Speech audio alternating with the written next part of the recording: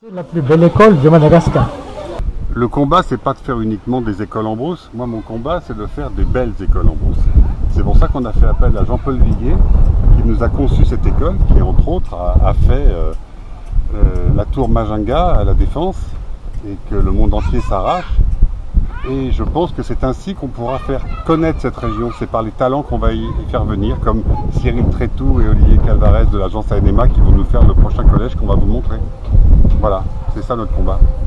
Vous découvrez l'école de Bessel, où il y a énormément de choses à faire. Beaucoup de choses ont été faites en matière d'eau, d'électricité, d'énergie. Il reste encore des choses à faire parce qu'on veut vraiment que cette école soit une école pilote, duplicable après un peu partout dans le monde entier, pas uniquement à Madagascar. Et il faut montrer aux gens en charge de ces dossiers que c'est possible, voilà, et qu'on ne fait pas une école aujourd'hui comme j'ai vu 1000 fois avec juste 4 murs, un toit en tôle et des bancs, et on dit ah voilà, on a financé une école. Non, une école c'est pas ça. Une école c'est la maison pour les directeurs, la maison pour les instituteurs, de l'eau partout, des toilettes propres, une cantine, un approvisionnement normal en cantine, et une formation d'une équipe pédagogique, et aussi une formation des gens pour nettoyer l'école et la rendre toujours impeccable. Donc c'est un gros travail, et je vois souvent en brousse des écoles financées par des organismes, sans rien, sans puits, sans sanitaire, sans... Je trouve ça un peu désolant, mais bon, c'est comme ça. Et puis voilà, nous on est là dans cette brousse malgache depuis maintenant 23 ans.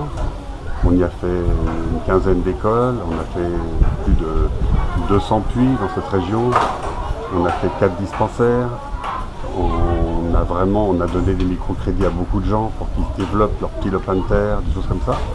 Et c'est vrai que on aimerait que des gens nous rejoignent parce que le temps passe, je ne suis pas immortel. Il y a des jeunes comme Marc et Tiffen qui viennent de nous rejoindre.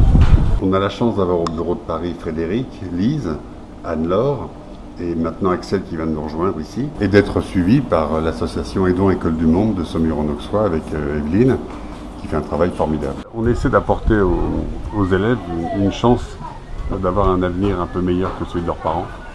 On a beau malgré tout aider les parents, eux vraiment il faut qu'ils aient les bases d'une bonne éducation. Il n'y a plus de raison qu'il n'y ait pas une éducation générale en brousse comme il y a dans d'autres villes de l'Europe. Donc moi c'est mon but, c'est d'arriver vraiment à mettre le niveau. On part de très très bas, hein, parce que quand on dit la brousse a droit à l'éducation, c'est vraiment ça, c'est qu'il n'y en a pratiquement pas. Il y a des profs qui n'ont jamais été formés, donc nous les formons, qui n'avaient aucun cap, on leur donne le cap. Et tout ça, je tire mon chapeau à Coralie qui nous apporte un savoir-faire très très important pour l'avenir de cette école. Qu'est-ce que tu dirais de l'esprit général de l'école? Alors, je trouve que malgré les lacunes, les faiblesses, on a une équipe jeune et très motivée qui est en demande de savoir, de progression, d'aide. Donc ça, c'est le bonheur d'un formateur. Les enfants sont très très en demande d'apprendre, et ce sont des enfants très attachants qui ont bien répondu à nos sollicitations. Comme on est arrivé en classe, j'ai toujours un peu débarqué à l'improviste, donc ils ne me connaissaient pas, et ils ont toujours été très accueillants, très participatifs, très actifs dans ce qu'on a mis en place. Laisser mon empreinte, ce serait l'empreinte de la confiance en soi, de l'autonomie, de l'envie de découvrir et du dépassement de soi, c'est-à-dire quel que soit son niveau, on essaye toujours de faire mieux en ayant confiance en soi. Moi j'aime les sciences. Pas mal d'artistes qui nous ont apporté leur concours pour égayer un peu l'école. Voilà la statue de Yves le Marchand, de ce personnage qui en lune et qui porte les nuages et le monde avec une colombe au-dessus, qui est absolument magnifique.